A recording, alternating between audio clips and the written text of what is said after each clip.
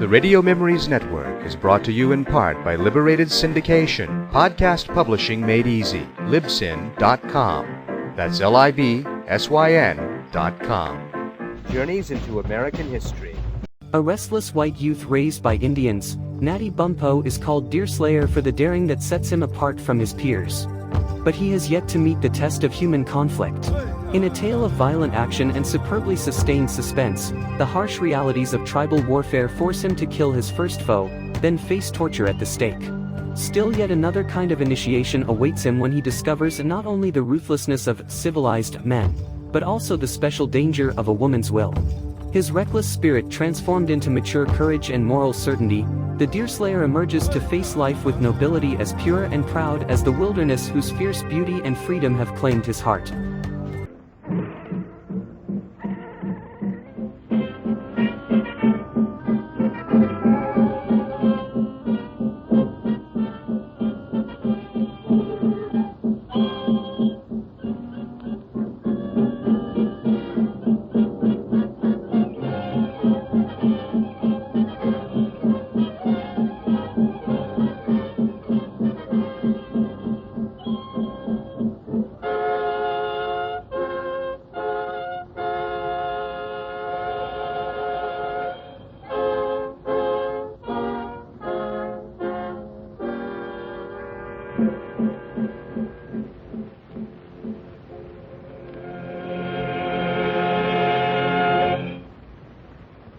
Harry and Deerslayer have reached Muskrat Castle, the fort-like house which Tom Hutter has erected in the lake.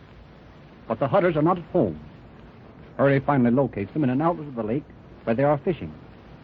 The old man is soon acquainted with conditions in the forest, and their large flatboat, called the Ark, is headed back toward the lake when Deerslayer suddenly sights a number of painted Indians lined up on an overhanging tree.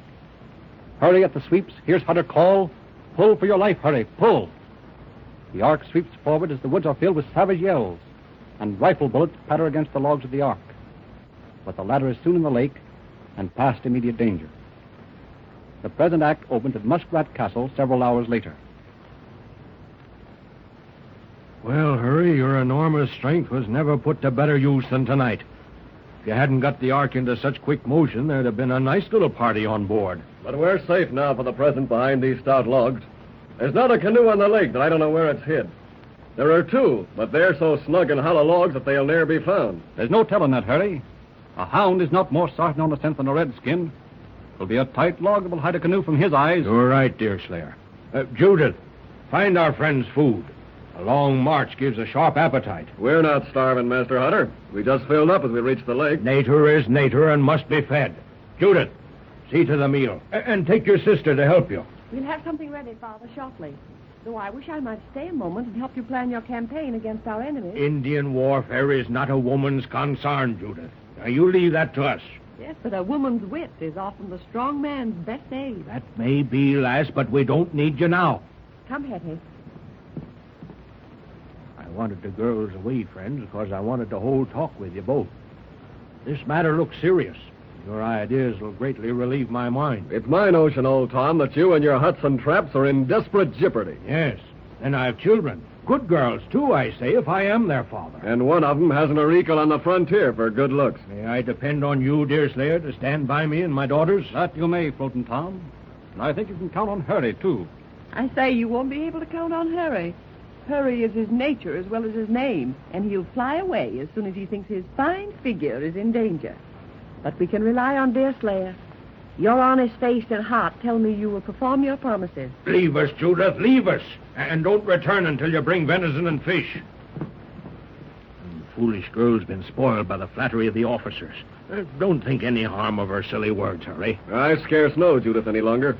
I'll soon take to admiring her sister. Then you're coming to your right senses, Hurry. Hetty'd make a much safer companion than Judy. No man need want a safer wife than Hetty, though I'll not answer for her being the most rational.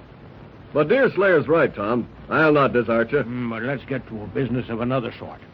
You know that high prices are offered for scalps on both sides? Yes, I know that. It isn't right, perhaps, to take gold for human blood. Yet, when mankind is busy killing one another, there can be no great harm in adding a little bit of skin to the plunder. What's your sentiments, Harry, touching this point? You make a mistake, old man, in calling savage blood human blood. I think no more of a redskin scalp than I do of a pair of wolf's ears. That's manly. I knew you'd be on my side. Deerslayer, I suppose you're of Hurry's way of thinking? I've no such feeling. My gifts are not Scalpa's gifts. I'll stand by you in the ark, the castle, or canoe. But I'll not unhumanize my nature by falling into ways that God intended for another race. Harry, that's a lesson you might learn and practice to advantage. Move further off, Judy. Now, no more of this. We're bound to talk of matters unfit for a woman to listen to. Hurry, the young man's entitled to his belief. We can leave the children in his care. There's a large party of these savages on the shore, but they may be hunters who've been out so long they haven't heard of the War of the Bounty. In which case, why was their first salute an attempt to cut our throats? We don't know that their design was so bloody. It's natural and easy for an Indian to fall into ambushes. I saw the Mingos, and they were in their war paint. They're on the trail of mortal men, and not deer. Oh, I didn't see the paint. If Deerslayer says it was paint, then paint it was. Yeah, but I saw the print of women's moccasins. Would they have women with them if they were on the warpath? It may be that the warriors have come out to call in their women and children, to get in an early blow. Anyway, if there is women and children, the colony pays for all scalps alike. More shame that it should be so. Hearken to reason, lad. The savages scalp your friends. Why shouldn't we scalp? One good turn deserves another. Ah, Master Harry, is it religion to say that one bad turn deserves another? I'll never reason against you, Judy, for you beat me with beauty if you can't with sense. Here's the Canadas paying their Indians for scalps, and why not we pay... Our Indians. Oh, Father, think no more of this, and listen to the advice of Deerslayer. Deerslayer, you're young and don't understand the ways of the forest. If your enemy be fierce, then you must be fiercer. That's not the missionary teaching.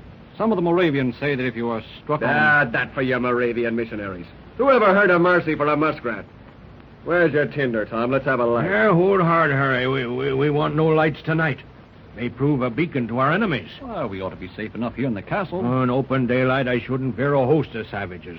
What with 3 or 4 trusty weapons, and killdeer in particular. But it's different at night. A canoe might get on us unseen. But the enemy has no canoe, Tom. You know that. There are only 5 canoes in these parts, and we have 3 with us, and the other 2 are housed on the shore in hollow logs, safe from the eyes of even prowling redskins. But in the morning, they'll leave no likely place unexamined. The Indian don't live that can find a canoe that's suitably wintered. My opinion is that these canoes should be got off to the castle, and the sooner it's done, the better. What do you think, Deerslayer? I agree with Tom, and I'll follow you, Hutter, even into the Mingo camp on such an hour. Well, I don't expect you'll prove much of a warrior, Deerslayer, though your equal with bucks don't exist in all these parts. We'll see, Harry, we'll see. At any rate, you can use a paddle, and that's all we'll ask of you tonight. I think we'd better take to a canoe and do instead of talking. The decision is the right one. We must get those 2 canoes. I'll follow old Tom.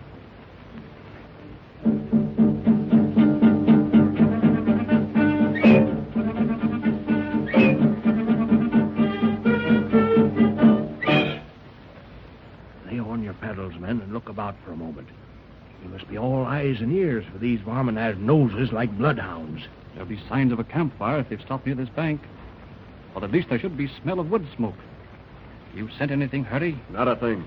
Unless I be mistaken, the first canoe lies about 50 yards west. There's a piece of gravel beach just ahead. Pull up there and we'll reconnoiter a bit.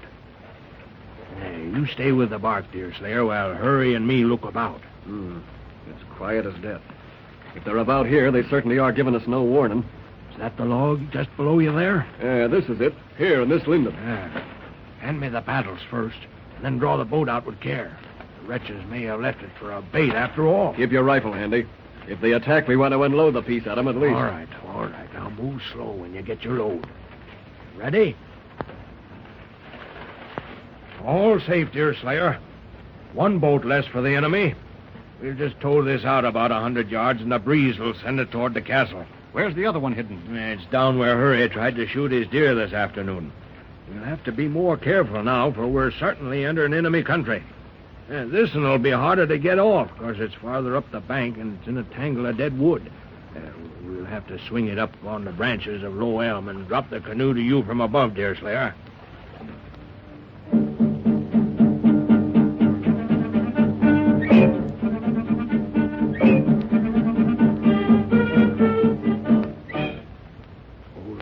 easy, lad, while we swing up. I hope the enemy are not close. No woodsman could perform this feat with enough silence not to give away his position. Can you see your way, Hurry? No, but I got feelers. Hey, what's that? Oh, don't be womanish. It's an owl. Stop talking and feel out for the log. Here it is. The boat? Snug as a bug. Give me a lift. Come along. Ahoy below there, Deerslayer. You ready? Let her down. Now we've treed the scamp. If they want to visit the castle, let them swim. We'll strike for the Ark, Deerslayer, and you can follow. Let us paddle along the south shore first and see if we can find a sign of encampment. I suggest you look into the bay first. We're not sure of that quarter yet. You'd not better go along, lad, 'cause there may be trouble. I think I'd better go along, as I agreed. Well, I'm thinking of the gals. They must have your protection if anything happens to us on this excursion. I advise you not to land, Hutter. That all depends, son. Look, Tom. Through those alders on the right. It's a dying brand. It's the remains of a campfire. I'll wager there's enough bounty sleeping around that fire to make us rich. You land us, Deerslayer, and let us do a bit of warpath for ourselves. You're right, Harry. Do as we say, Deerslayer. Land us. We'll call if we find danger we can't find a way out of. I wish you wouldn't undertake this matter, Tom. Your wishes can't be allowed. There's bounty money in that camp, and that ends the matter. I'll paddle off in the lake and wait for a signal. This is good. Now, shove off now, Deerslayer. You follow me, Hurry. This little excursion needs caution. We might find the place deserted. There are only women around that fire. Our work will be easy. If there are any braves, we'll have to move fast. How far away do you judge the fire to be? Oh, just a few yards. There isn't enough light to give much information. Well, if it's a war party, they must have sentinels. Shh. I can see figures now. Braves? Squaws, I think. Then our work will be easy. Unless the men are watching from behind these trees. Look out for that root, Hurry. Look out. There. We're coming, Tom. It's a fight for our life now. Come on, you painted reptiles. We'll see if a dozen of you is a match for Harry. Fight your way to the oak, Harry. We'll give them the slip. There, slippery devil. It's skin's grease. There, take that for your cunning. This way, Harry. There's three of the varmints on me. I can't handle them all. Hey, there's a mountain on me. Let up, you painted reptiles. Let up. I'm tied like a slow log now. There, stop choking me. Where's Deerslayer? He mustn't come ashore. Keep off the land, lad. Keep off. The gals depend on you now. Keep off and aid my children.